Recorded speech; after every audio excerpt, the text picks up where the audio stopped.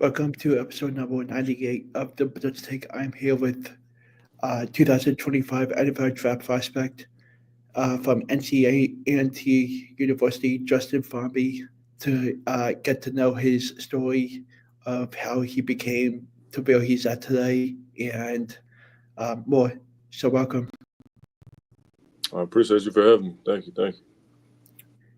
So my first question is, how did your recruiting process go at the beginning of stages?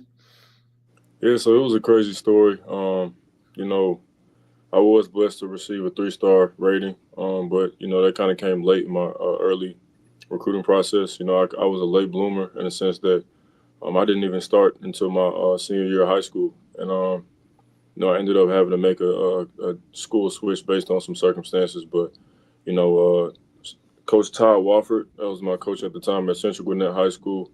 He did a great job of sending my film out, and I actually got a lot of offers off of JV film, and that was prior to me starting any games on varsity. So, my season didn't go as well as I would have hoped it to my senior year, and a lot of the bigger schools, they kind of were iffy about taking a chance on me. So, I had to take a different route and try to see what I had at the table.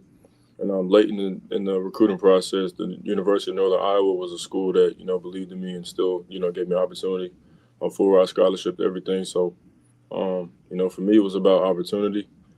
Things didn't go as I wanted it to because I had aspirations to play at the Power Five level, and I believe that you know upon going to camps and things like that and competing with guys like Bo Nix and Zach Calzada and a lot of different guys from across the way. I saw what it meant to have that 5-star rating and up close and personal, and even guys like in today's draft class, Shadur Sanders and stuff like that. Like I remember, going to different camps and stuff like that and seeing those guys and me, being right in the mix or if not better. And so I know I definitely felt like I should have, or I put in the work to earn a Power Five, experience. But at the end of the day, God has a different plan, and I was trusting that, and I ended up, going to UNI and having a good experience there. And that's kind of a short version of it. I can get into a lot of the craziness of how it all happened, but that's kind of the gist of it. My next question is, how did you finalize to pick to go to NCAA&T? Yeah, so I entered the transfer portal after being in Houston, being at Houston Christian for 2 years. I came there the first year, and the coaching staff that brought me in actually they ended up getting rid of those guys, and it was a tough situation to be in. But after that year, um, you know, if that's kind of how things go when you bring in a new staff, they bring their guys in, and everybody on that they have to kind of prove themselves. But it's kind of an uphill battle in a sense. And after the end of that year, I did some evaluation and some prayer and talked to my family, and we thought it was best for me to take an opportunity and try to hit the transfer portal again and try to find somewhere I could play for my last year. And it's funny because relationships are everything.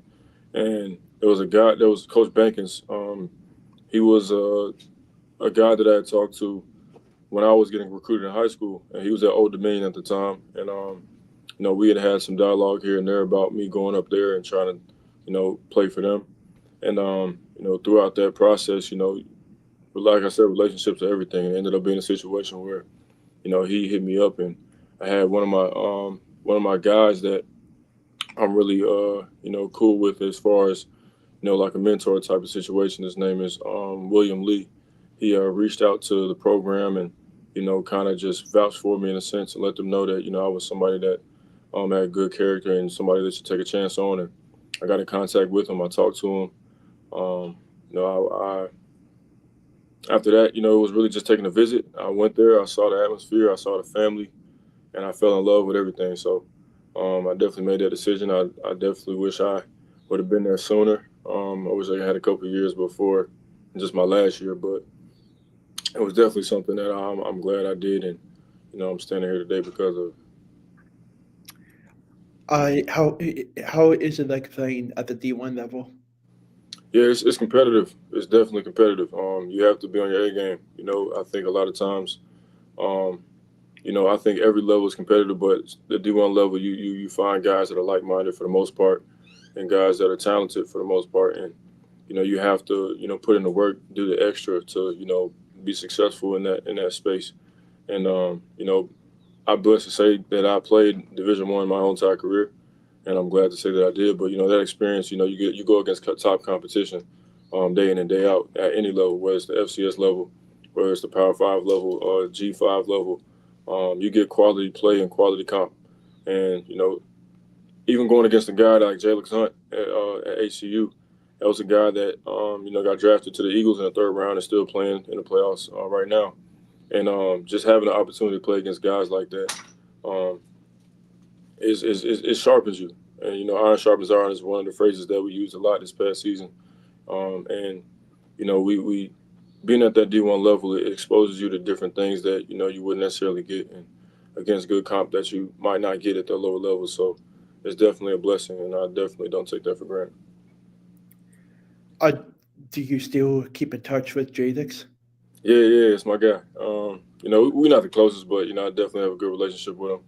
I feel like if I can call him at any time, he'll look out. So it's definitely yes, sir. Yeah, I'm I'm a big Eagles fan, so yeah, that's what's so up. hopefully he does well in the playoffs. Right.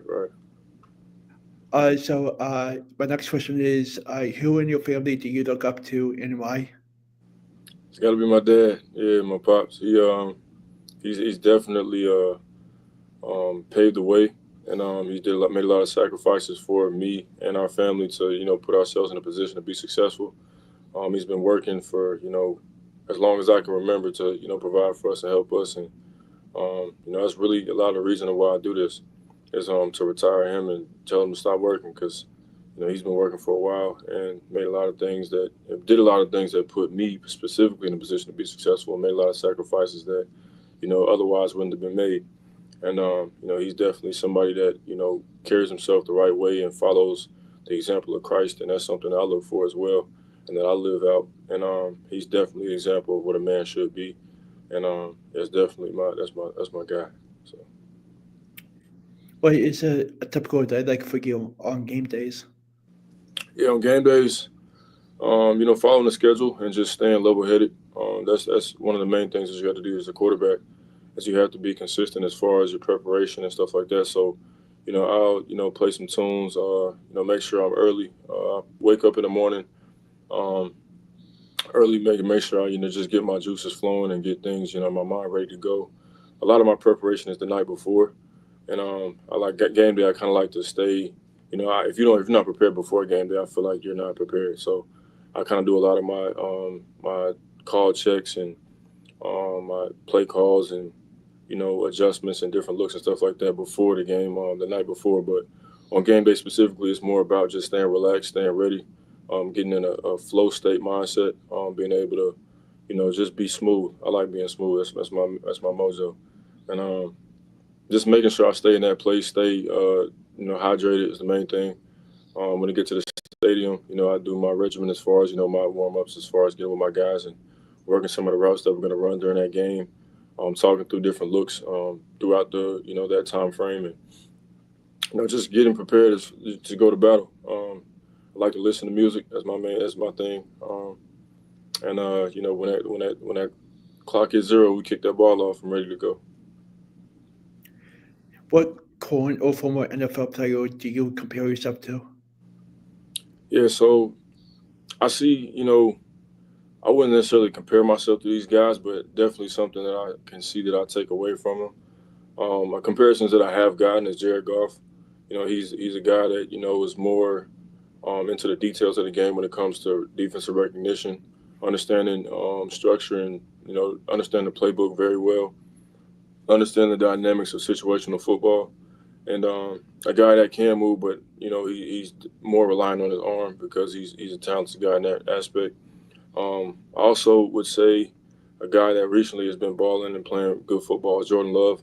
That adds a different flashy aspect to the game. So I think Jared Goff is more of a traditional, sit back and just, do his job type of guy. But I think Jordan Love has a different aspect of the game where he can, make crazy throws and make it look flashy and do things like a gunslinger type. And I have elements of that. Also, one thing I'm working on right now is adding that, that the running factor to my game and being dynamic in the run game as well, just to extend plays and stuff like that. So if I had to put it in that, I'd say those two guys. And one guy that I really looked up to and looking at and had the opportunity to study is Deshaun early in his NFL days and in his college days. Um, he at that level when he was in college and when he's early in the league with the Texans, he was playing elite ball, and he was playing into the style that I believe that I would like to play that, which is being an elite passer, dicing and dunking and doing whatever he has to do, but also have an element in the run game where he's able to use his legs to make things happen. So those guys are definitely my I would say parallel. And C.J. Stroud is also another one that's kind of similar to my game. And yeah, those are the guys that I would say as of right now. Uh, what what has been your favorite memory playing football at NC A&T? Favorite memory would have to be. Let me see. Let me think about that one. There's been a lot of them. I would just say the whole experience, man. Like I feel like if I try to make it one moment, it's I'm kind of shortcoming it. But my thing is, the season didn't necessarily go how we wanted it to. So there's some moments there that kind of lack. But overall, that was the experience and being able to enjoy that atmosphere from an HBCU because that was my first time being in the HBCU, and just the Aggie family in general. Just the experience, even despite the losses that we were taking and the hardship that we were going through. A lot of those moments that were the best moments were the brotherhood moments, the moments that we just kicking and laughing, and those are the memories that you remember forever. And we would have wished we got those wins, but at the end of the day, a lot of those relationships that I have that I built at that time um, was something that I'll never forget and that's never be taken for granted. I think one thing that did stick out to me the most though was seeing some of the younger guys understand what it meant to be a college football player by kind of seeing, you know, me be an example. And I think that was kind of just, it was heartwarming for me because I saw some of the guys that kind of, you know, in the midst of a season that wasn't the best and things didn't go the way they were supposed to, they started to understand and started to change their mentality about how they went about things or how they went about their business when it came to, showing up on time, giving extra effort, doing the things they're supposed to do, going above and beyond, and chasing excellence and chasing greatness. So that was kind of one of the main moments that, despite how things went, was a plus, and I feel like there's value in that. A lot of times in the football world, we look at wins and losses, and we look at okay, that's the telltale all of the success of a program or a team. And there's sometimes when you look at the factors that are unnoticed, building up the character in certain guys, having them to improve themselves as men, and to understand what it takes from a discipline standpoint, from a just a character standpoint. I think a lot of those things and the changes that some of those guys made that I saw, I believe as a direct impact to how I carried myself was something that I'll never forget, and definitely a moment that I'll take away forever. What makes you a unique player on the football field? I would say just a lot of things. My character mixed with my arm talent. I believe I can make every throw on the football field, and also my knack for understanding the game and the details of the mental aspect of the game. I think that's directly translational to the league. And at that level, you got a lot of guys that have arm talent, but when you have a natural passer instinct, and when you have a natural just feel for the game as far as where the ball should be, ball placement, timing, um, spacing, and reading body language and things like that.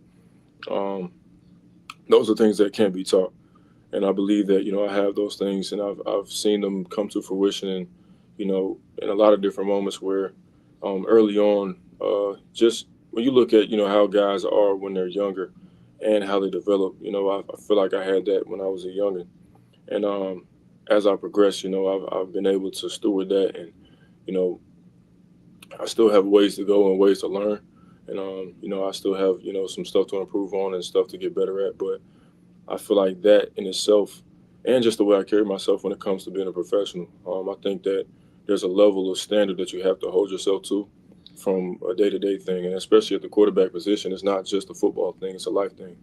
And I believe that you have to walk a certain way, talk a certain way, act a certain way, and hold yourself to a certain greatness standard that you, in order to be an elite quarterback at any level, and especially at the national football level. So I think that those a combination of those things are, I think, what makes me different. And I believe that if an organization takes a chance on me and gives me that opportunity, then I'll run with it and show them exactly what I'm talking about. I got three more questions.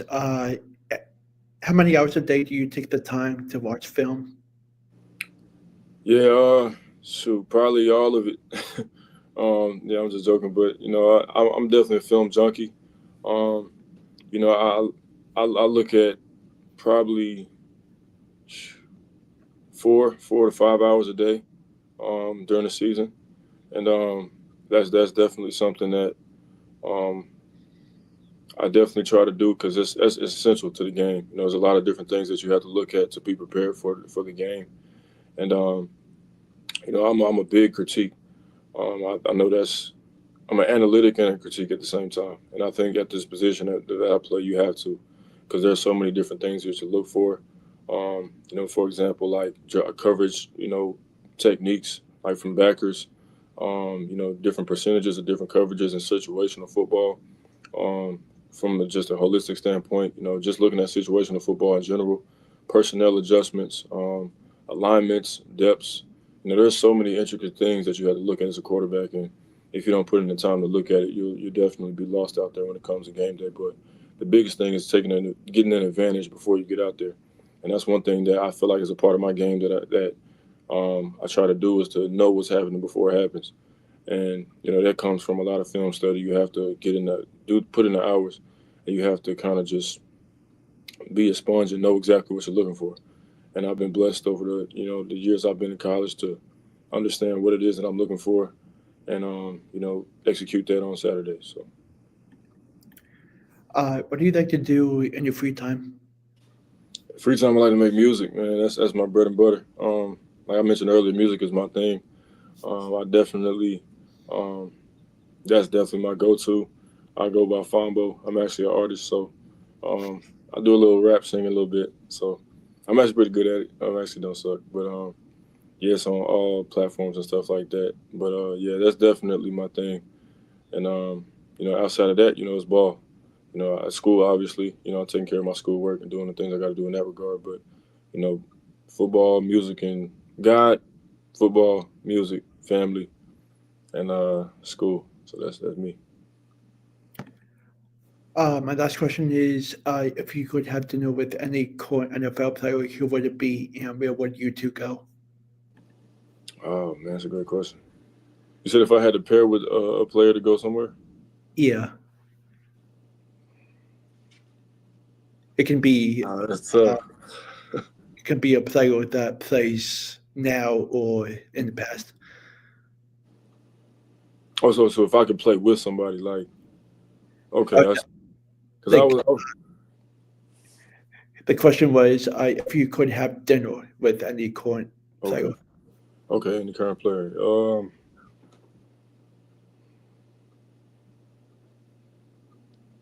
Then with the current player, who would it be? That's a good question. I haven't thought about this before. Um, I guess Aaron Rodgers. Yeah, I say A Rod, because he's been in the game for I think the longest as it stands right now. He's still playing and still balling and playing at a high level, and that's the OG. So he's a Hall of Famer for sure. Um, Obviously a quarterback that's revolutionized the game in a lot of different aspects, and just to pick his brain and some of the stuff that he sees after seeing the game change for so much, because obviously the game has changed since he's been in the league for tremendously, and so seeing the different differences that he sees and what he would say um, to kind of look for as a rookie, somebody that's working their way up. Um, Also Brock Purdy, I think I would kind of talk to him a little bit too, because his story was unique and being a guy that was a underrated pick.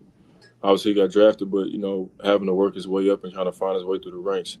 I think that's something. There's some value there in kind of his process and how he went about things. So he can kind of be an example for the small school prospects of what to do, what not to do, how to move, how to you know be. So I think that's definitely Aaron Rodgers for sure. And if I had an alternative, I'd probably say Brock Purdy. So I thank you again for taking the time to come on, and I loved listening to your story. And I know that your type of personality goes a long way, and it's great for you to be in the position where you are. And uh, I'm excited to see where things go for you. all right, appreciate you. Thank you. Thank you. All right.